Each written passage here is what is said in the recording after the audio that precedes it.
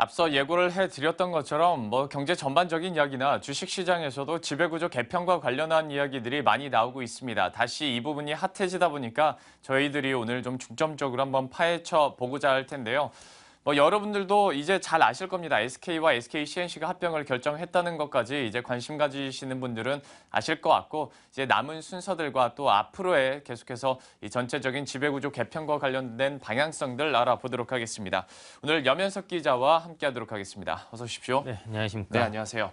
오늘 지배구조 개편 이슈여서 그런지 오늘 멋지게 차려입고 오셨네요. 아, 예. 예, 오늘 좀 진중하게 한번 시작을 그럼 해보도록 하겠습니다. 이제 SK CNC와 SK 합병 소식은 이제 모두가 다 아실 텐데, 네. 이제 앞으로 어떤 순서들이 남았는지는 잘 모르시는 분들이 많으실 것 같아요. 네네. 이 부분부터 정리해 주시겠어요? 네, 지난 20일이죠. 지난 20일 SK랑 SK CNC가 합병하면서 이제 SK 그룹이 옥상옥 구조라는 이런 불완전한 지배 구조에서 탈피할 수 있게 됐습니다. 예. SK 그룹이 지난 2007년 소버린 사태 이후에 그 약화된 경영권을 강화하기 위한 차원으로 그 지주 회사를 설립을 이렇게 했거든요. 예. 하지만 최태원 회장이 SK 지분을 많이 가지고 있지 않아서 예. SK CNC가 SK를 지배하는 다소 기형적인 형태를 가지고 있었습니다. 예. 그런데 지난 20일 흡수합병하면서 이런 건 다 없어지게 됐는데, 하지만 이게 다 완전한 건 아닙니다. 현행 공정거래법상 지주회사 체계를 갖추기 위해서는 사업 지주회사가 그 금융 부분 지분을 가지고 있으면 안 됩니다. 네. 근데 문제는 SK CNC가 SK증권 지분 10%를 가지고 있다는 겁니다. 네. 이렇기 때문에 이제 앞으로 이 지분 10%를 이제 다른 계열사로 넘기거나 이제 제3자 매각을 해야 되는데요. SK그룹에서는 제3자 매각은 없이 그냥 다른 계열사에 넘어갈 것으로 보입니다. 네. 이 때문에 SK그룹은 2017년 이제 매각 기한이거든요. 예. 2017년 8월 전까지 SK증권 지분을 이제 주주들에게 영향을 미치지 않는 선에서 이제 처리할 것이라고 밝혔습니다. 아직까지 남아있는 순서가 있고, 역시 설명을 해주셨습니다만은 지금까지 그러니까 옥상옥의 구조였잖아요. 네. SK CNC가 오히려 SK를 지배하는 맞습니다. 좀 기형적인 부분이 있었는데, 이거는 해결될 것으로 보입니다. 그런데 이제 윗선이 정리가 한번 되면 네. 아랫선도 한번 정리를 쫙 해야 되는 거 아니겠습니까? 어떤 것들이 예고가 돼 있나요? 네, SK의 주요 사업 부분을 보면 예. 주로 이제 에너지인 SK 이노베이션, 그리고 예. 정보통신, 반도체를 가진 SK텔레콤, 크게 이렇게 두 가지로 나눠볼 수 있잖아요. 예. SK 이노베이션의 경우에는 지주회사 정립이 거의 완벽하게 돼 있습니다. 이제 문제는 이제 SK텔레콤입니다. 네. 아직 확정된 바는 없고 아무런 이제 정해진 건 없습니다. 하지만 이제 재계 안팎에서는 SK텔레콤이 이제 사업회사와 투자회사 이렇게 나누어질 거란 안팎이 나오고 있습니다. 예. 그 이유가 이제 IT 계열 쪽의 지배 구조를 보면 알 수 있는데요.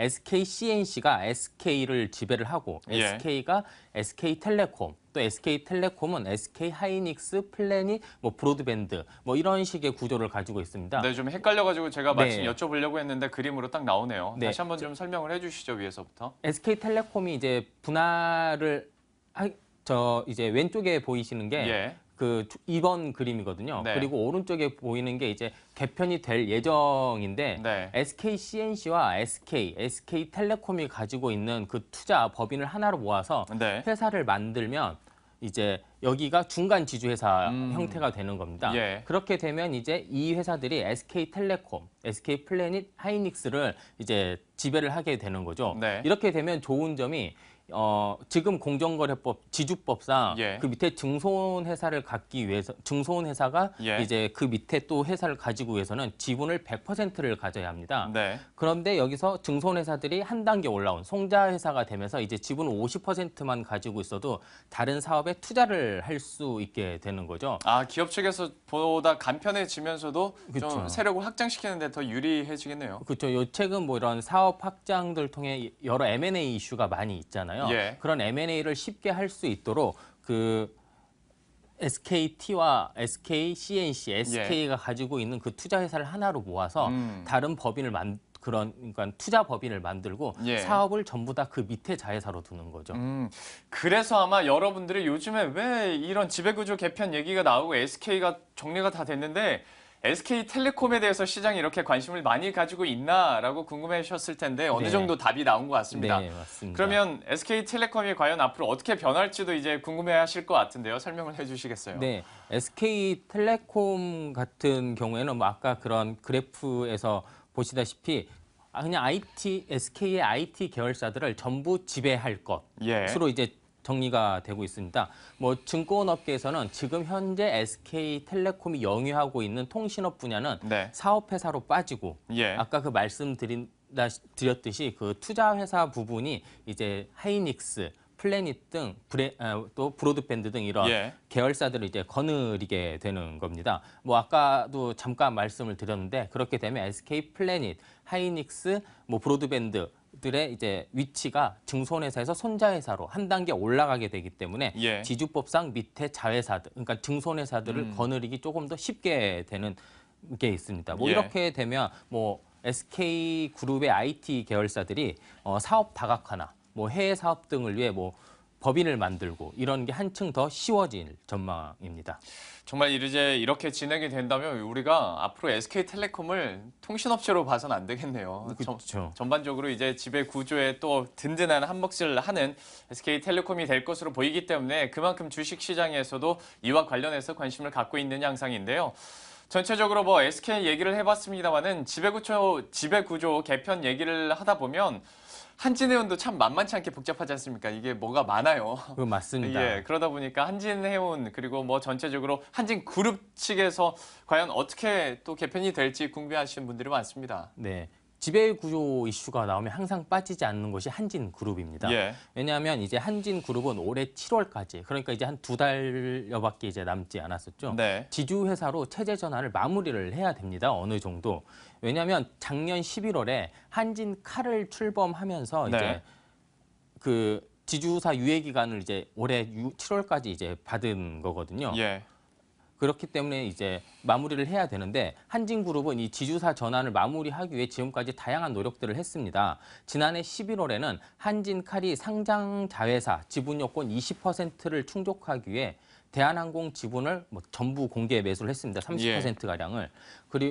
그리고 이제 12월 작년 말에는 주한진 그러니까 지금 한진택배라고 생각하시면 편합니다. 네. 한진그룹과 이제 헷갈리기 때문에 주한진을 한진택배로 이제 바꿔서 말씀을 드리겠습니다. 한진택배도 한진칼의 지분을 매각을 했습니다. 예. 이 때문에 그 한진칼, 정석기업, 한진 이런 순환 출자 구조를 어느 정도 해소를 했습니다. 예. 일자형 수직 구조를 갖춘 건데 한진칼이 지주회사로서 지배구조 최상단에 위치해 있고 네. 그 밑을 정석기업 그 다음에 이제 주한진 이런 수직 구조로 이제 변경이 됐습니다. 예. 하지만 여기에 문제가 있습니다. 지주회사법상 자회사, 손자회사 지분율을 이제 어느 정도 충족을 시켜야 됩니다. 네. 30%, 50%. 이 때문에 이제 한진칼, 정석기업 한진 이렇게 수직 계열에 있는 위 상단 세 개를 합병을 하고 지분을 좀 정리해야 되는 이슈가 있습니다. 어떻게든 이 세 기업을 나눠야 되는데 예. 뭐 가장 유력한 설은 한진칼, 지금 지주회사죠. 한진칼과 정석기업을 합병하는 겁니다. 이유는 조양호 회장이 정석기업 지분을 40% 넘게 가지고 있습니다. 네. 이 때문에 한진칼과 정석기업이 합병을 하게 된다면 조양호 회장의 한진칼에 대한 지배력이 훨씬 높아지게 되는 거죠. 예. 이 때문에 당연히 한진그룹은 한진칼과 정석기업 합병하는 걸 최우선으로 검토하고 있고 어제 그 공시에서도 네. 한진칼은 이런 지배구조 체제 전환을 위해 적극 검토하고 있다. 이 안을 검토하고 있다라고 밝혔습니다. 뭐 사실상 뭐 한진칼과 한진택배와 정석기업의 합병이 뭐 무산된 마당에 이제 안이 이거밖에 없기 때문에 사실상 뭐 이 안이 확정이 된 것으로 보이고요. 이렇게 되면 이제 한진택배가 가지고 있는 대한항공 지분 5%가량만 정리를 하면 뭐 한진그룹도 사실상 지주회사 체제의 큰 틀을 갖추게 되는 겁니다. 참 지배 구조와 관련해서는 뭐 한 그룹만 가지고도 좀 강의가 필요할 정도로 굉장히 네. 좀 복잡한 일이긴 합니다만은 주요 이제 한진과 관련해서 지금까지 좀 내려온 결과들을 보자면 어쨌거나 좀 복잡했던 순환고리에서 어느 정도 이제 체계가 다시 갖춰진 수직 구조로 바뀌고 또 앞으로도 한진그룹에 대해서는 계속해서 이런 지배 구조 개편 이슈가 좀 들려올 것으로 또 네. 계속 예상이 되고 있습니다. 그리고 이와 함께 또 한진보다 사실 더 대표적이라고 주식시장에서는 네. 체감을 할 수 있는 그룹 중에 하나가 삼성과 또 현대차 네, 아니겠습니까? 맞습니다. 어느 정도 이제 또 진행이 되고 있는 것이 사실이고요. 네. 현재 어디까지 좀 진행 상황이 이어지고 있는지도 궁금해지네요. 네, 뭐 항상 재계 1위인 삼성그룹과 현대차 그룹은 이슈의 중심에 서 있는데요. 예. 뭐 이런 오너 3세라고 그러죠. 뭐 이재용 부회장과 정의선 부회장 여기 뭐 승계 문제랑 합쳐지면서 핫해지고 있습니다. 예. 뭐 삼성그룹 같은 경우만 하더라도 2013년 9월에 삼성 에버랜드가 이제 제일모직 패션 부분을 인수를 이제 시작으로 이제 지배구조 개편의 신호탄을 쏘아 올렸죠. 네. 후에 이제 뭐 제일모직과 삼성 SDI를 합병을 했었고 SDS를 상장을 시켰고 이제 방산과 화학 계열사를 한화그룹에 이제 넘겼습니다. 예. 뭐 이런 지배구조 개편, 삼성의 지배구조 개편은 계열사들의 선택과 집중을 통해 비주력 사업은 정리하고 주력 사업의 경쟁력을 이제 확보하는 쪽으로 추진이 된 겁니다. 뭐 네. 여기에 이재용 부회장의 이제 뭐 그 어마어마한 상속세 자금 그렇죠. 마련 예. 뭐 여기까지 오면서 이게 항상 이슈가 돼 있는 거고요. 현대차그룹도 마찬가지입니다. 얼마 전에 현대제철과 현대하이스코가 이사회를 열고 합병을 결의했습니다. 이 회사 두 회사가 합병을 해서 글로벌 10위권 안에 이제 제철소가 만들어졌고 연매출도 20조 원이 넘겼습니다. 당연히 이 지배구조 개편 역시 뭐 주력 사업의 선택과 집중으로 볼 수 있고 당연히 이와 파생되게 이제 정의선 부회장 역시 글로비스 지분 매각 그리고 이모션 그리고 현대산업개발 등의 상장을 통해 앞으로 그 상속세 마련을 할 것으로 보이고 있습니다. 역시 뭐 3세 경영까지 사실 우리가 얘기를 한다면 이야기가 너무 방대해질 네, 것 같고요. 맞습니다. 전체적으로 뭐 삼성과 현대차의 이런 지배구조 개편 소식들 현재 어디까지 이루어지고 있는지 한번 정리를 간단하게 해봤습니다. 뭐 이렇게 있고 또 다른 회사들도 많잖아요. 사실 뭐 한화나 LG 같은 네. 경우에도 뭐 빠지지 않고 이렇게 계속 뭐 움직임이 일어나고 있는데 이 부분도 마지막 간단하게 좀 마무리를 해주시겠어요? 네, 하나그룹 같은 경우에는 이제 새 자녀, 김승현 회장의 새 자녀가 지분 100%를 가지고 있는 한화 SNC를 예. 이제 주목하고 있습니다. 증권업계도 마찬가지고요. 뭐 당연히 상속 문제가 걸려 있기 때문에 하나그룹이 하나 SNC의 덩치를 키워서 주 하나랑 합병을 하게 되면 자연스럽게 승계가 이루어질 수 있습니다. 예. 여기에 또 하나 SNC가 이번에 그 빅딜에 관련된 그 삼성의 그 화학 계열사 그 지분을 매각하는 주체이기 때문에 더욱 주목을 받고 있고요. LG그룹은 이제 LG 상사가 중심이 될 것 같습니다. LG 상사는 유일하게 이제 주 LG 지주사의 영향을 받지 않는 건데요. 예. 이제 구강모 상무죠. 이제 대표적인 이제 경영 후계자인데 네. 개인 돈을 써서 이제 범한토스라는 물류업체를 LG 상사에 합병을 시켰습니다. 예. 이 때문에 이제 LG 상사 조금 주목을 받고 있습니다. 네. 전체적으로 뭐 SK, 한진, 삼성, 현대차, LG, 한화까지 뭐 다 네. 얘기를 했는데 간단하게 네. 요즘에 이런 구조 개편이 아주 활발하게 일어나고 네, 있는 네. 이유 좀 말씀을 해주시겠어요? 네, 두 가지 이유가 있습니다. 네. 오너의 지배력 확대, 네. 그리고 기업 그룹들의 체질 개선입니다. 뭐 지주사 하나만 오너가 지배하면 되기 때문에 그룹 총수들이 지주사 지분에만 집중을 하면 이제 지배력을 확대할 수 있습니다. 예. 그리고 이 과정에서 필요한 자금을 만들기 위해 비주력 계열사들은 매각을 하고 이제 주력 계열사들은 M&A를 통해 기업의 덩치를 키우면 그룹의 체질 개선도 자연스럽게 이루어질 수 있습니다. 예, 어차피 위에 있는 사람 입장에서야 좀 관리가 잘 되면 좋은 거고 네. 여기에 그룹까지 좀 탄탄해지면 더 좋은 거기 때문에 이런 지배구조 개편 이슈가 좀 활발하게 일어나고 있는 것 같습니다.